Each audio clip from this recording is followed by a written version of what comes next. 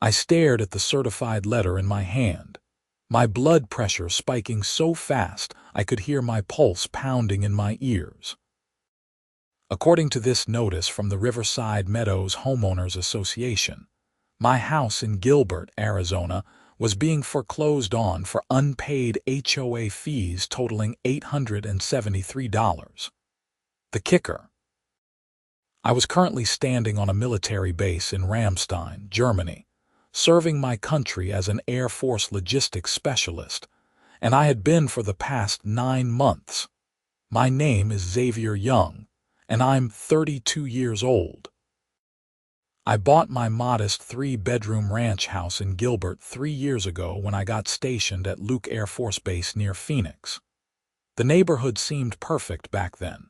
Quiet streets, good schools nearby for when I eventually had kids, and reasonable HOA fees of $60 a month. What I didn't know was that the HOA board would eventually be taken over by a woman whose sole purpose in life seemed to be making everyone around her miserable.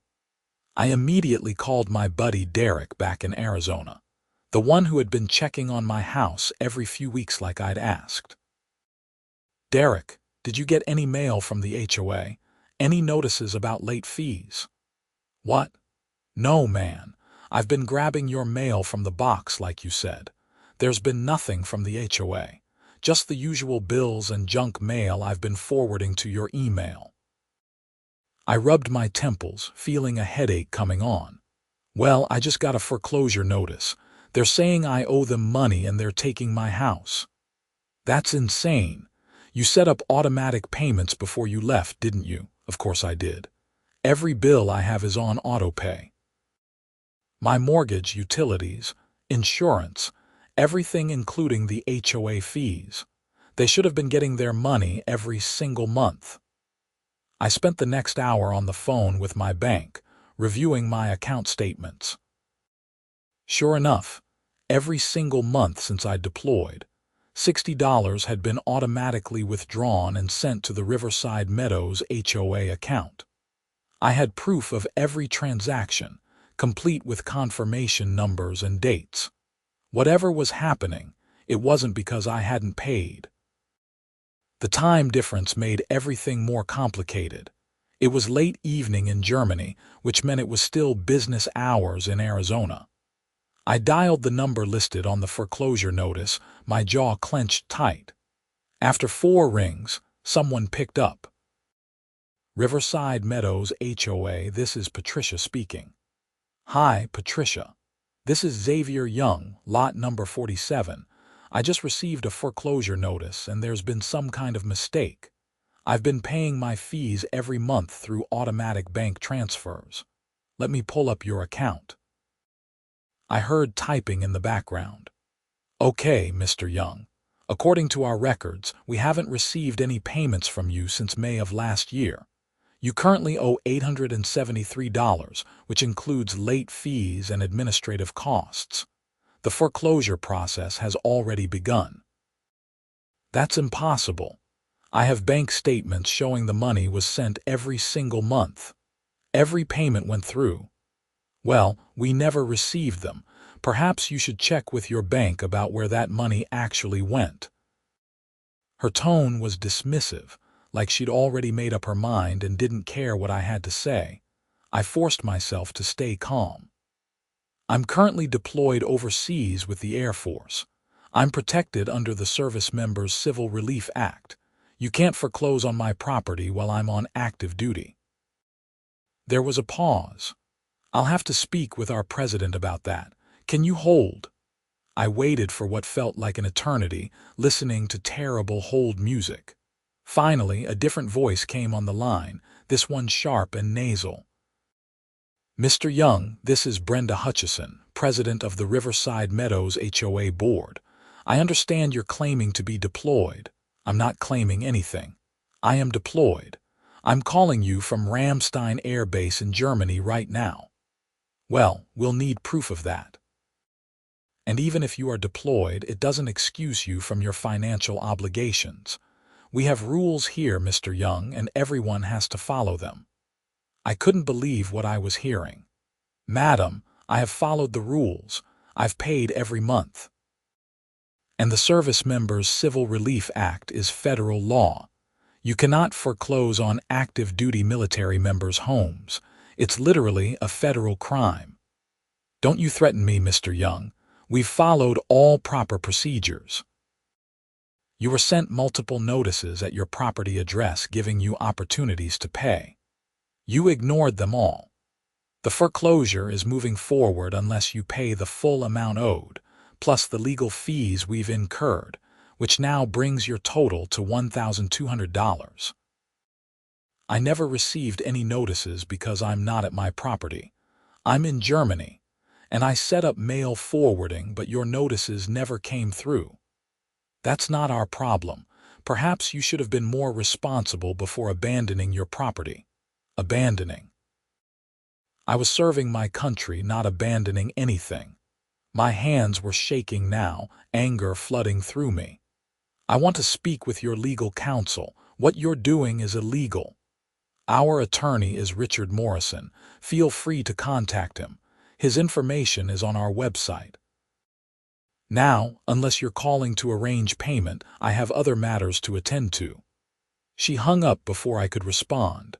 I sat there in my small room on base, staring at my phone in disbelief. This couldn't be happening. I'd done everything right, set up every system to make sure my obligations were met while I was deployed. And now some power-hungry HOA president was trying to take my house. I immediately started documenting everything. I took screenshots of every bank transaction, saved every email confirmation, and started a detailed timeline of events. Then I looked up Richard Morrison's contact information. His law office was in Scottsdale, about 30 minutes from Gilbert. When I called his office the next morning, German time, I got his secretary. "Morrison Legal Group, how may I help you?" "I need to speak with Richard Morrison about a foreclosure action he's representing for Riverside Meadows HOA. Mr. Morrison is with a client. May I take a message?" I left my name and contact information, emphasizing that I was calling from overseas due to military deployment. 2 days passed with no return call. I tried again and again, got the secretary who promised he'd get back to me. Another 3 days passed. Nothing. Meanwhile, I contacted the legal assistance office on base. Captain Sarah Mendoza, a JAG officer, reviewed my situation during our appointment. She was in her late 30s, professional and thorough. "Mr. Young, this is pretty cut and dried. You're protected under the SCRA. The fact that you have proof of payment makes it even worse for them. They can't foreclose on you, period. Even if you actually owed the money, which you clearly don't, they still couldn't foreclose while you're on active duty orders. So what do I do?" "They're not returning my calls, and according to the notice, they're moving forward with the foreclosure auction in 3 weeks. She leaned back in her chair, thinking. "I'm going to draft a letter on your behalf, citing the SCRA and demanding they cease all foreclosure proceedings immediately.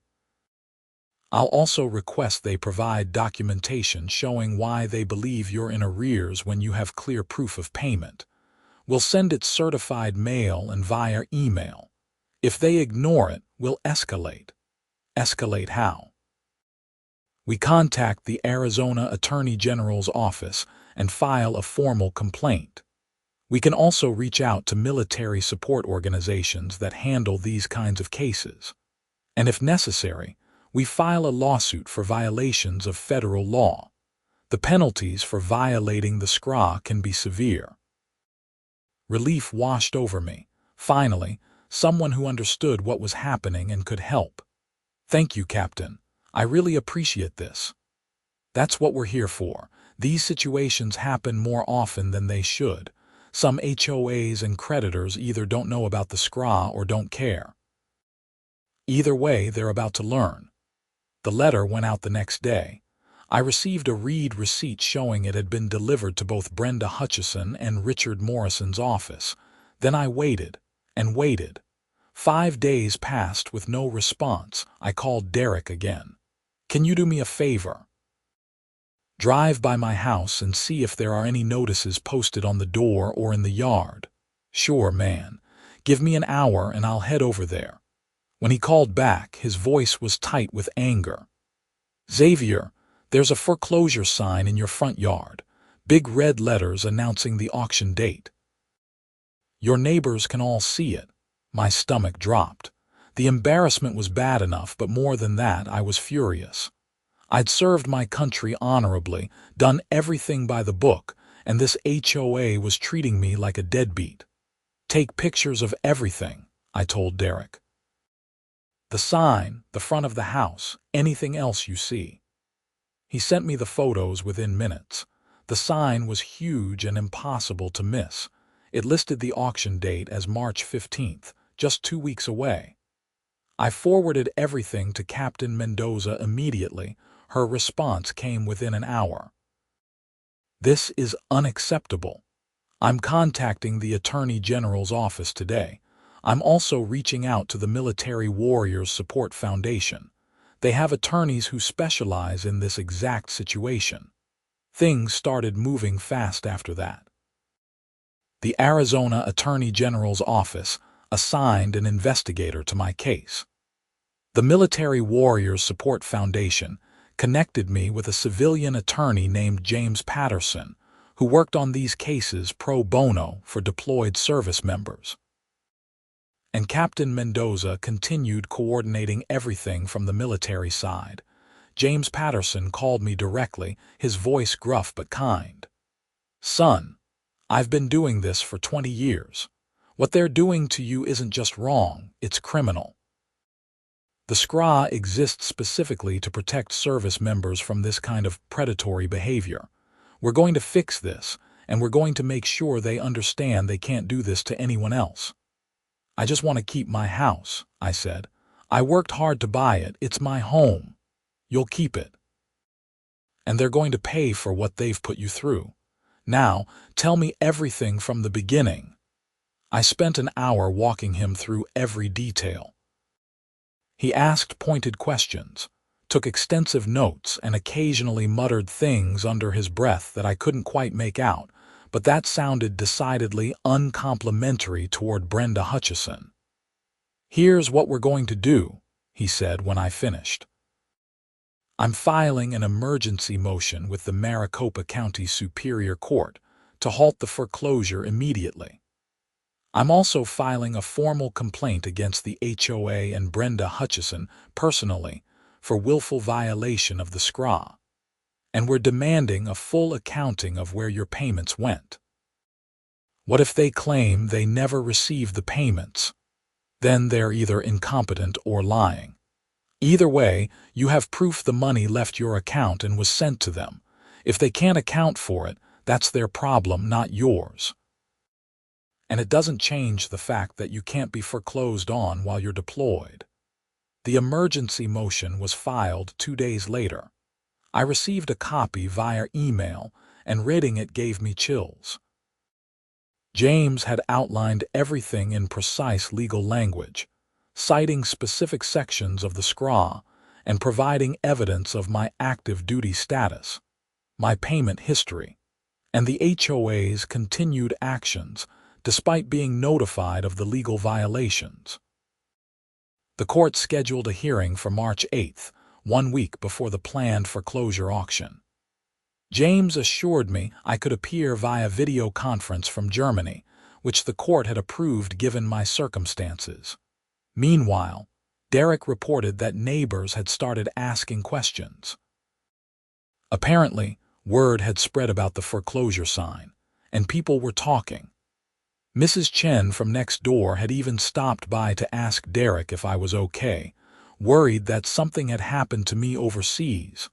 That bothered me almost as much as the foreclosure itself. I'd built relationships with these neighbors.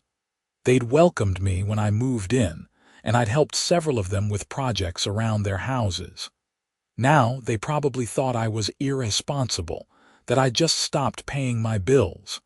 I asked Derek to spread the word about what was really happening. Within a day, he reported back that the neighborhood was buzzing with outrage.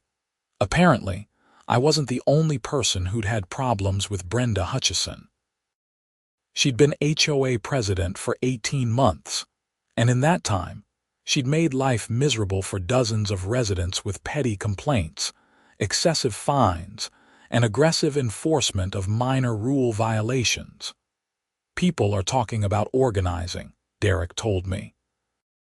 There's a group forming to vote her out at the next HOA meeting.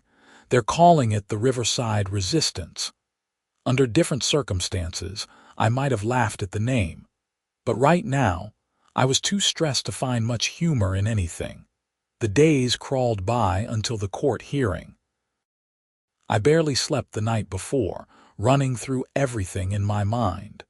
James had prepared me thoroughly, explaining what to expect and what questions I might face. But I was still nervous. The video conference connected without issues. I could see the courtroom on my screen with Judge Margaret Hernandez presiding. James sat at one table, professional in a dark suit. At the other table sat Richard Morrison and, to my surprise, Brenda Hutchison herself. She was exactly what I'd pictured. Middle-aged, with short blonde hair styled stiffly, wearing a blazer that looked expensive, and an expression that suggested she smelled something unpleasant. Judge Hernandez called the hearing to order. We're here on an emergency motion to halt foreclosure proceedings filed by Xavier Young against Riverside Meadows HOA. Mr. Patterson, you may proceed. James stood. Thank you, Your Honor. This is a straightforward case of illegal foreclosure proceedings against an active duty service member protected under the Service Members Civil Relief Act. Mr. Young is currently deployed in Germany, where he's serving our country. Before his deployment, he established automatic payments for all his financial obligations, including his HOA fees. Those payments have been made consistently every month, which we can prove with bank records. He presented the evidence, walking through each transaction. Despite receiving these payments, the HOA claims Mr. Young is in arrears. They initiated foreclosure proceedings and have continued them even after being explicitly informed of Mr. Young's protected status. This is not only a violation of the SCRA, it's a federal crime. Judge Hernandez turned to Morrison. Counselor, what's the HOA's position? Morrison stood, looking decidedly uncomfortable. Your Honor, we maintain that no payments were received in the HOA's account. We followed standard procedures for handling delinquent accounts, including multiple notices sent to the property address. Were you aware Mr. Young was deployed when you initiated foreclosure? We became aware of that claim after the process began, yes. And did you halt proceedings at that time? Morrison hesitated. We sought verification of his deployment status. Did you receive verification? Another hesitation. We received a letter from a military legal assistance office, yes. And you continued with the foreclosure anyway. Your Honor, we had concerns about the validity of the claims. There have been cases where people falsely claim military status to avoid obligations. Judge Hernandez's expression hardened. Did you request official verification from the Department of Defense? We did not, Your Honor. Why not? Morrison had no good answer to that. He started to speak, stopped, then tried again. We relied on our attorney's judgment that we should proceed. The judge turned her attention to me on the video screen. Mr. Young, can you verify your current deployment status? Yes, Your Honor. I can provide my orders, my military ID, and confirmation from my command. I'm calling from Ramstein Air Base right now. I can have my commanding officer appear via video conference if needed. That won't be necessary. Mr. Patterson has already provided sufficient documentation. Mr. Young, you stated you set up automatic payments. Do you have any explanation for why the HOA might not have received them? No, Your Honor. The money left my account every month on the scheduled date. I can only assume either there was a problem with their account information, or the payments were received but not properly credited. But I did everything I was supposed to do. Judge Hernandez reviewed the documents in front of her, her expression growing increasingly stern. After several minutes, she looked up. I've reviewed the evidence presented. Mr. Young has clearly demonstrated that he is on active duty, that he is protected under the SCRA, and that he made consistent efforts to pay his HOA fees. The HOA's continued pursuit of foreclosure after being notified of his protected status is deeply troubling. She turned to Morrison. Counselor, I'm issuing an immediate order halting all foreclosure proceedings. The auction scheduled for March 15th is canceled. Furthermore, I'm ordering the HOA to conduct a full audit of their payment records to determine what happened to Mr. Young's payments. This audit will be performed by an independent accounting firm, chosen by the court, at the HOA's expense.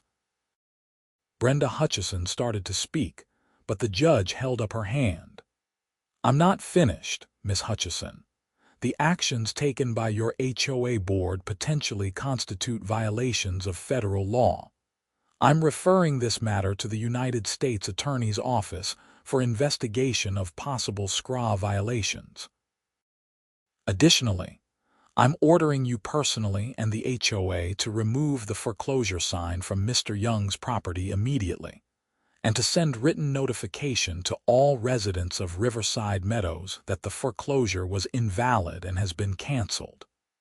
Brenda's face had gone bright red. Your Honor, this is completely unnecessary. We were simply trying to collect money owed to the association. Miss Hutchison, you were attempting to seize the home of a deployed service member. Whether you want to acknowledge it or not, that's exactly what you were doing.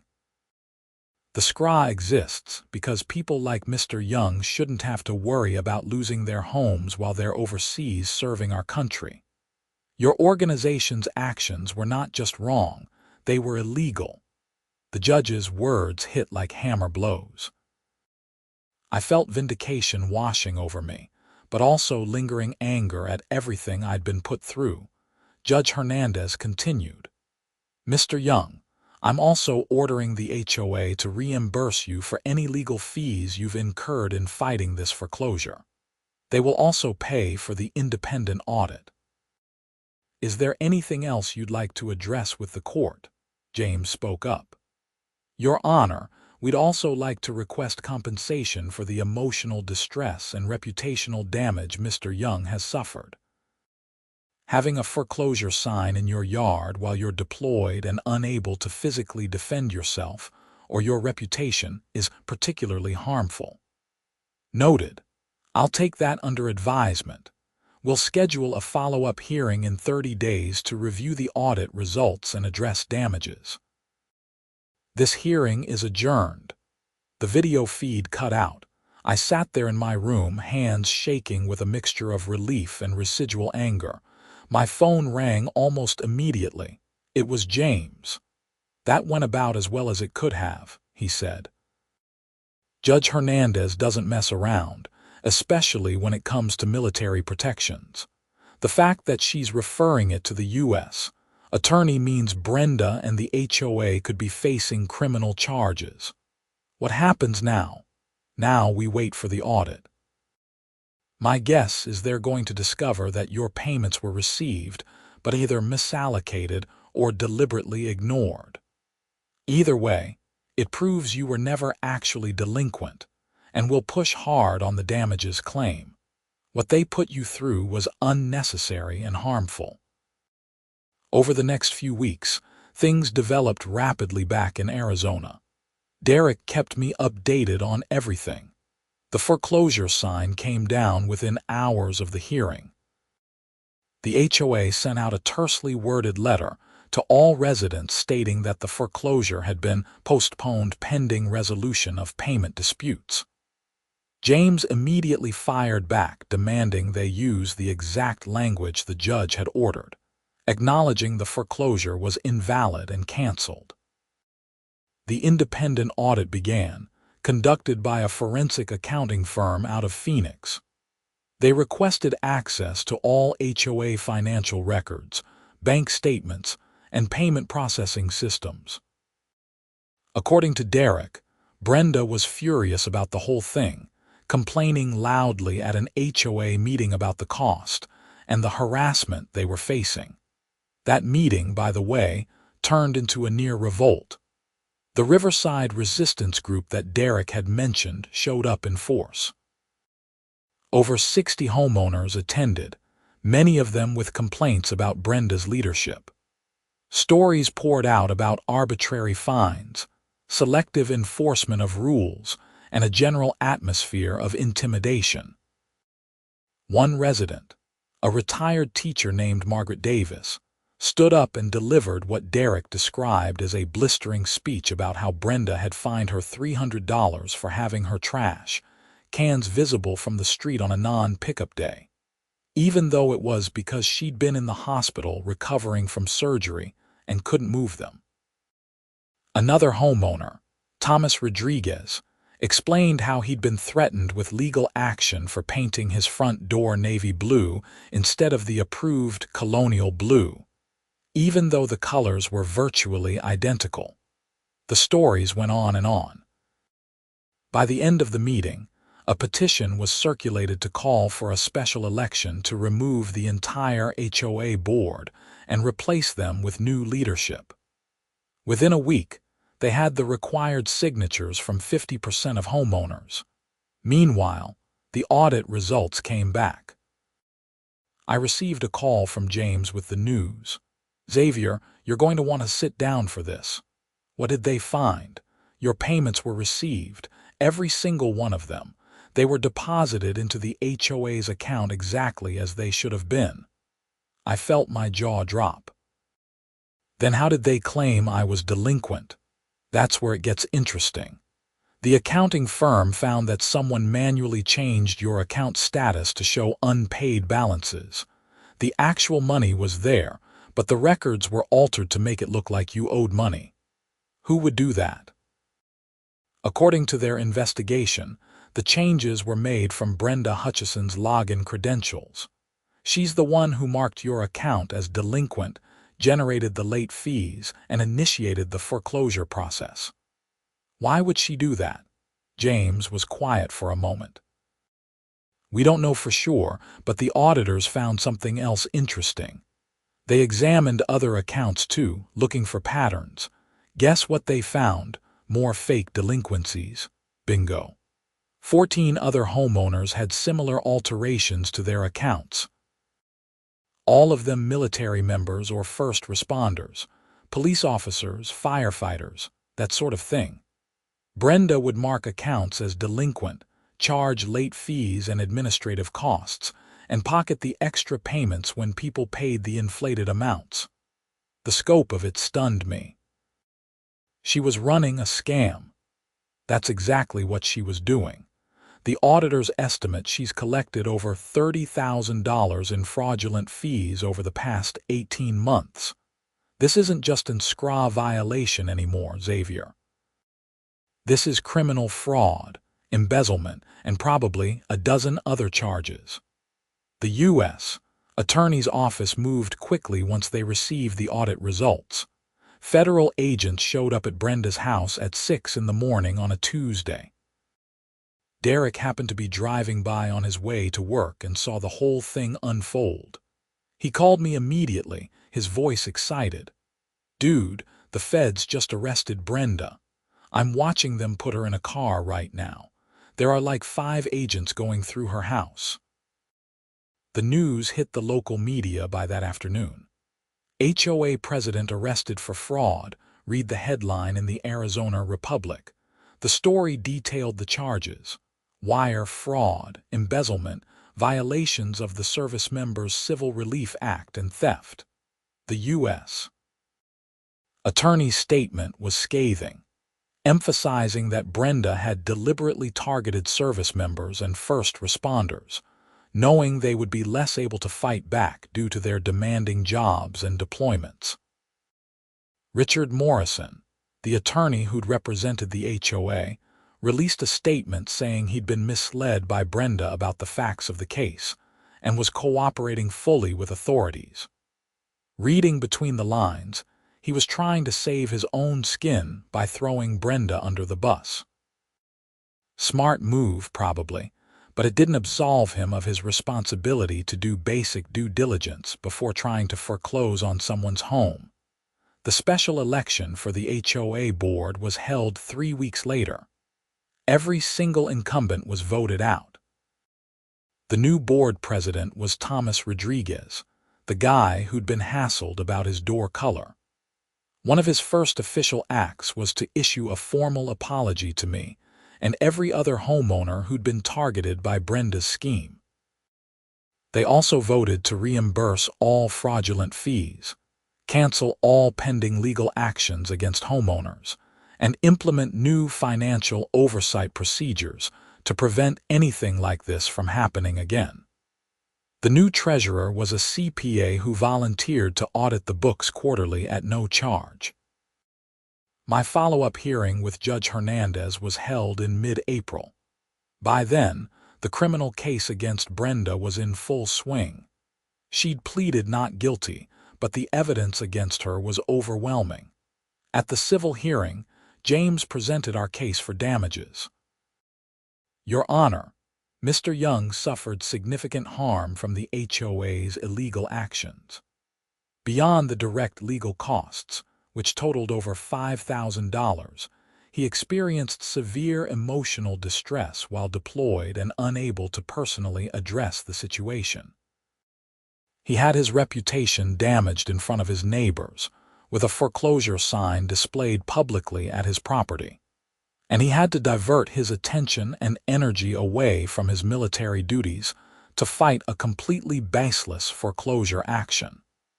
The new HOA board didn't contest any of it.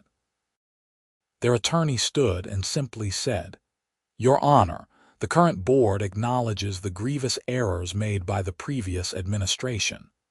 We don't contest Mr. Young's claims and are prepared to agree to reasonable compensation." Judge Hernandez awarded me $25,000 in damages, plus full reimbursement of legal fees and costs.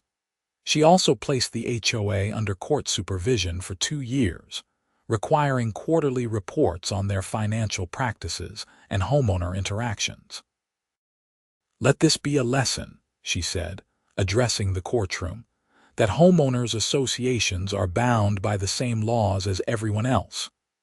In some ways, they're bound by more, because they're entrusted with significant power over people's homes and lives. That power cannot be abused, especially not for personal gain, and especially not when targeting those who serve our country." I finally returned home to Gilbert in June, after my deployment ended.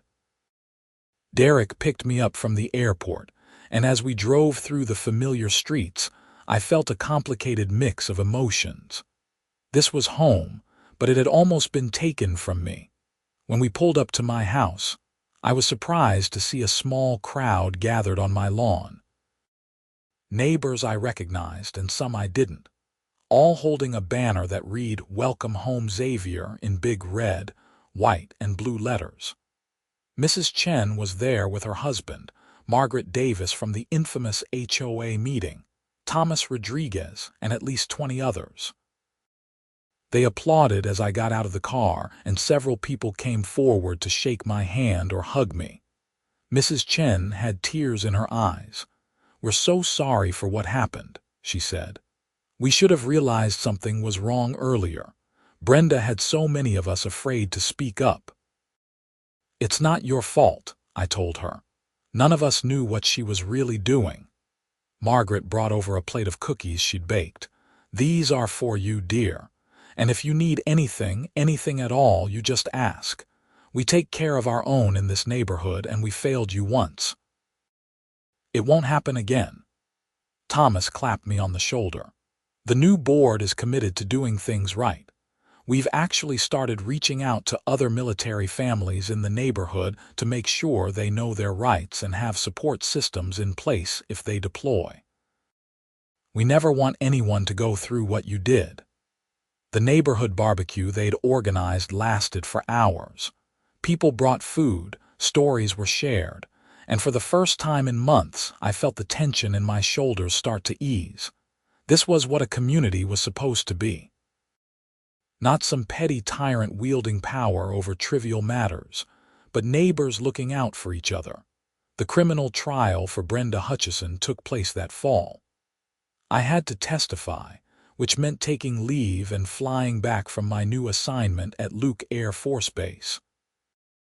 The prosecution was thorough, presenting the audit evidence, the altered records, and testimony from all 14 victims of her scheme. Brenda's defense strategy seemed to be claiming ignorance, suggesting that someone else must have used her login credentials to make the changes. The prosecution demolished that argument by showing that the changes were made from her personal computer, during times when she was documented as being home, and in a pattern that clearly indicated deliberate intent rather than random access. When I took the stand, the prosecutor asked me to describe the impact of the foreclosure attempt. I talked about the stress of dealing with it from thousands of miles away, the fear of losing my home, the embarrassment of having neighbors see the foreclosure sign, and the distraction it caused from my military duties. Did you ever consider just paying the amount they claimed you owed to make the problem go away? The prosecutor asked. Briefly, I admitted. But it would have meant admitting to something I didn't do, and it wouldn't have fixed the underlying problem. If she was willing to do this to me, she'd do it to others. And based on what we now know, she was already doing it to others. Someone had to stand up to her. Brenda's attorney tried to paint me as vindictive, but it didn't land. The jury could see the evidence for themselves. After 4 days of testimony, they deliberated for less than 3 hours before returning guilty verdicts on all counts. The sentencing hearing was held in December. I attended that too, wanting to see it through to the end. Several other victims gave impact statements before me. A firefighter named Carlos Martinez described how Brenda had targeted him while he was recovering from injuries sustained in a building collapse, claiming he owed thousands in HOA fees when he'd actually paid everything. A Marine sergeant named Jennifer Blake explained how Brenda had tried to foreclose on her home while she was deployed to Okinawa, and how she'd only avoided losing her house because her mother lived nearby and could physically show up to HOA meetings to fight on her behalf. When my turn came, I kept it brief.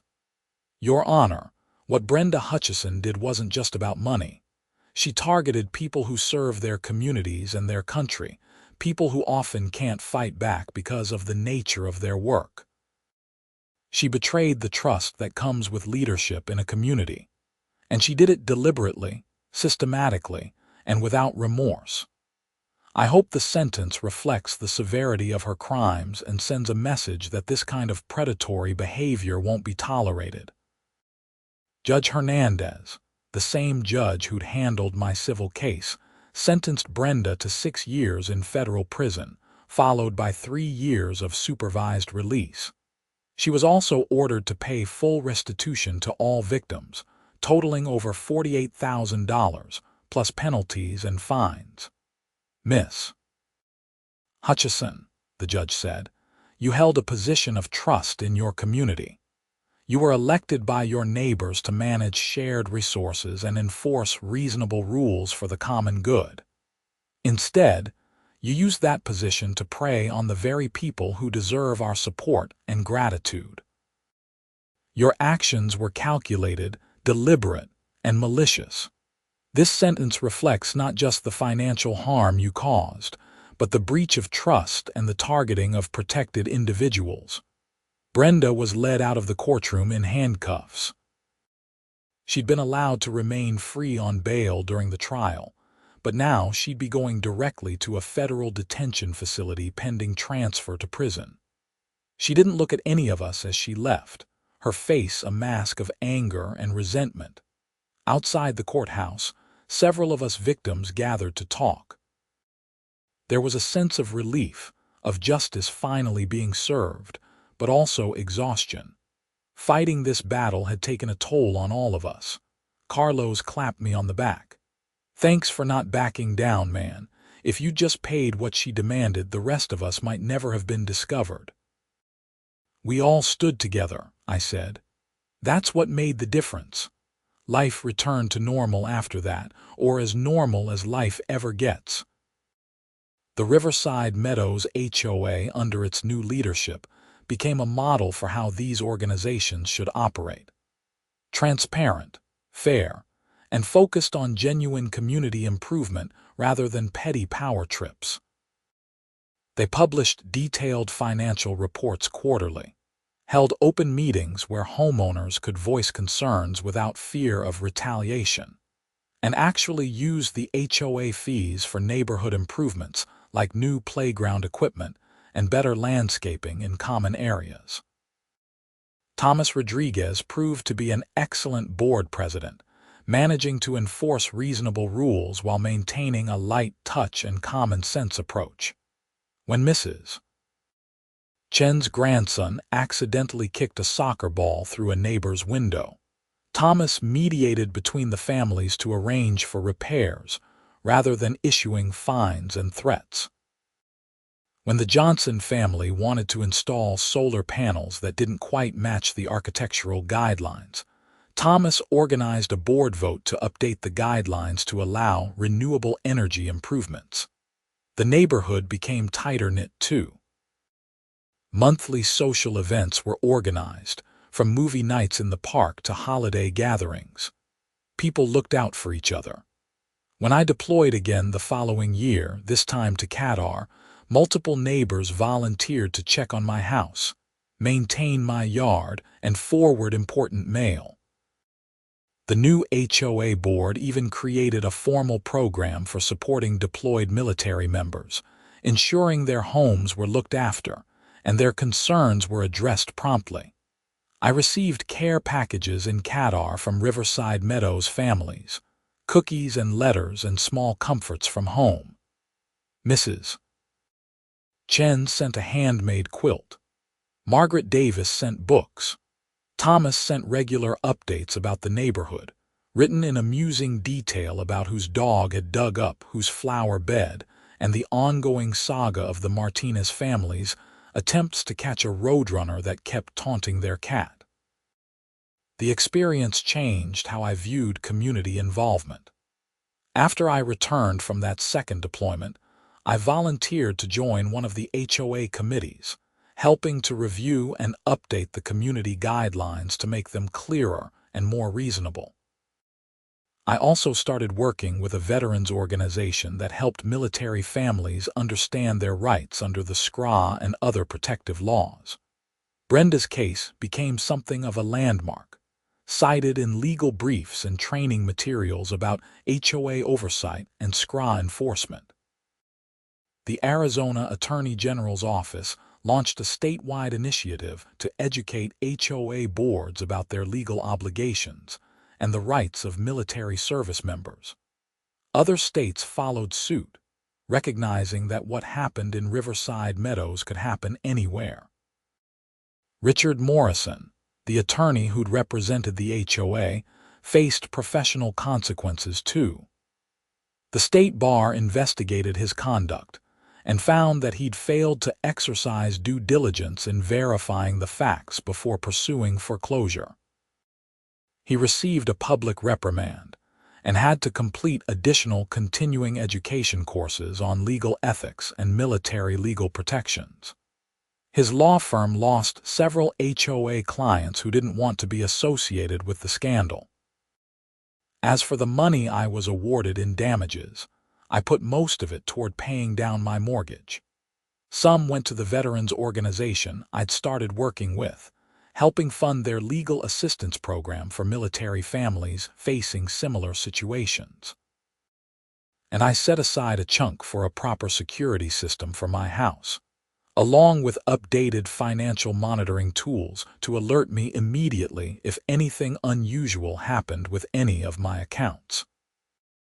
3 years after the whole ordeal began, I was promoted to Master Sergeant and given the option to relocate to a base in Colorado. I seriously considered it, but ultimately decided to stay at Luke Air Force Base and keep my house in Gilbert. Riverside Meadows had become home in a way that transcended the physical structure. The community we'd built together, forged through adversity, was worth staying for. I ran into Carlos Martinez at the grocery store one Saturday afternoon. He'd been promoted to fire captain and was shopping for supplies for a station fundraiser. "Hey, remember that whole nightmare with Brenda?" he asked as we caught up in the produce section. "Hard to forget," I said. "I heard she's trying to appeal her sentence. Claims she didn't get a fair trial or something." I shook my head. "Good luck with that. The evidence was overwhelming." "Right. Anyway, I wanted to thank you again. My wife and I were talking the other day about how different things could have been if you hadn't fought back. We might have lost our house. The stress alone could have destroyed us. We all fought back," I reminded him. "I just happened to be the first one where it became obvious what was really going on. Still, you stood up when it mattered." Not everyone would have done that, especially from halfway around the world. We talked for a few more minutes before parting ways, but his words stuck with me. Standing up when it mattered. That's really what it came down to. Brenda Hutchison had counted on people being too intimidated, too busy, or too far away to fight back effectively. She'd calculated that service members and first responders would be easy targets because of our demanding schedules and frequent absences. What she hadn't counted on was that those same qualities, the dedication, the attention to detail, the refusal to quit when things got hard, were exactly what made us the wrong people to victimize. We were trained to face adversity, to solve complex problems under pressure, and to fight for what was right even when it was difficult.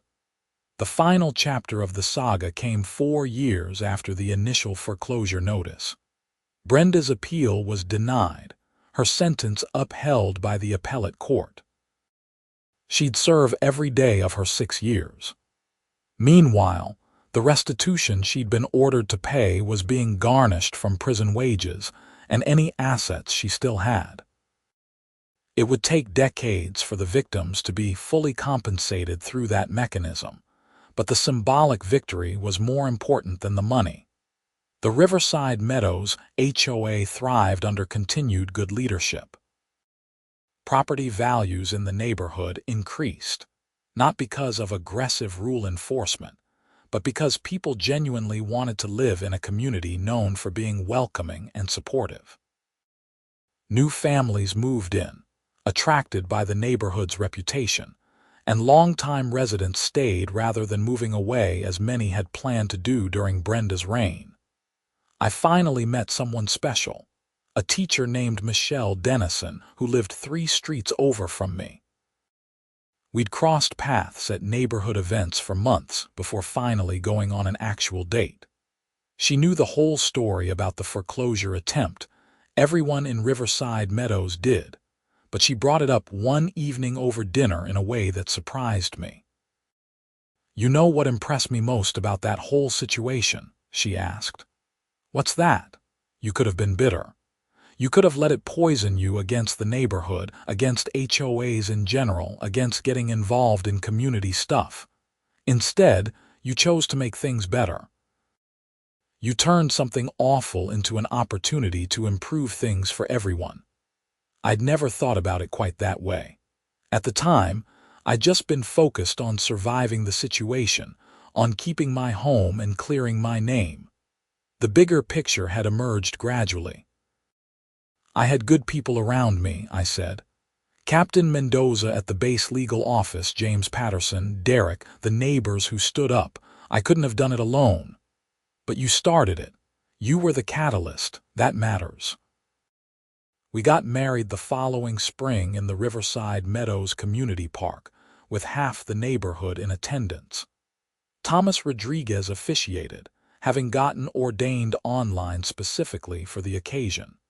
Mrs. Chen made enough food to feed a small army. Margaret Davis created stunning floral arrangements. Carlos and his fire department colleagues provided an honor guard as Michelle, and I walked back down the aisle after exchanging vows. Standing there, surrounded by friends and neighbors, I thought about how different everything could have been. If Brenda's foreclosure attempt had succeeded, if I'd lost my house while deployed, I never would have met Michelle. I wouldn't have developed the deep friendships I now had with people throughout the neighborhood. The community itself wouldn't have undergone the transformation that made it such a special place. It's strange how adversity can sometimes lead to unexpected blessings. I don't mean that what Brenda did was somehow justified, or that I'm grateful for the stress and fear she caused. She committed serious crimes and deserved her punishment. But the way the community responded, the way we came together and built something better from the wreckage, that was all us. That was people choosing to care, to fight for what was right, and to support each other. Years later, I occasionally get contacted by military members facing similar situations with HOAs or other creditors who don't understand or don't respect the protections under the SCRA. I always make time to talk them through their options, to share my experience, and to connect them with resources that can help. The veterans organization I work with has helped dozens of families avoid foreclosure, eviction, or other legal problems while deployed. Some of these cases make me angry all over again. The fact that service members still have to fight for protections that are clearly spelled out in federal law is infuriating. But it also reminds me why sharing my story matters. Every person who learns about their rights, every HOA board that updates their procedures, every attorney who thinks twice before pursuing action against a deployed service member, that's progress. My house in Gilbert isn't just a house anymore. It's a symbol of resilience, of justice, and of community. The mortgage is nearly paid off now. Michelle and I have talked about maybe moving to a bigger place when we start a family, but we always come back to the same conclusion. Why leave? Everything we need is right here in this neighborhood with these people. Last month, the new HOA board dedicated a small memorial in the community park. It's a simple stone marker with a bronze plaque that reads, "In honor of all who serve." May this community always support and protect those who protect us. Beneath that, it lists the names of all current and former military members and first responders who have lived in Riverside Meadows. My name is on that plaque, along with Carlos Martinez, Jennifer Blake, and the others who were targeted by Brenda Hutchison. But it also includes dozens of other names, people who served honorably and came home to a community that valued them. Thomas Rodriguez gave a short speech at the dedication ceremony, talking about the importance of remembering both the dark times and how we overcame them together. Standing there with Michelle's hand in mine, surrounded by neighbors who'd become family, I felt something I hadn't felt in years: complete peace. The foreclosure notice that had arrived in Germany all those years ago had set off a chain of events that fundamentally changed my life and my community. It exposed corruption, brought people together, and ultimately made everything stronger. Brenda Hutchison had tried to take my home, thinking I was an easy target because I was far away and serving my country. Instead, she lost everything: her freedom, her reputation, and her power. And I gained something far more valuable than just keeping my house. I gained a community, true friendships, and the knowledge that standing up for what's right, even when it's difficult, even when you're thousands of miles away, matters. The SCRA exists for good reason.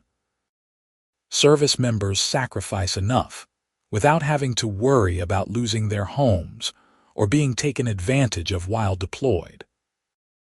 What happened to me should never happen to anyone, but if my story helps prevent even one other service member from going through something similar, then all the stress and struggle was worth it. My deployment to Germany, which should have been just another assignment in my military career, became something much more significant, a test of character, of community, and of the systems meant to protect those who serve. We all passed that test, everyone except Brenda. The neighborhood came together. The legal system worked as it should. Justice prevailed. And every time I pull into my driveway, every time I see my neighbors out walking their dogs or kids playing in the park, I'm reminded that home isn't just about the building you own. It's about the people around you, the community you're part of, and the willingness to fight for both when necessary. Riverside Meadows is my home, truly and completely, in a way it never could have been if things had gone differently. Brenda tried to foreclosure on a deployed service member. She committed a federal crime, and in the end, justice was served. The system worked, the community rallied, and those of us who serve can rest a little easier knowing that when we're far from home, there are laws and people ready to protect what we've worked hard to build. That's the America I put on the uniform to defend, and despite everything, it's the America I still believe in.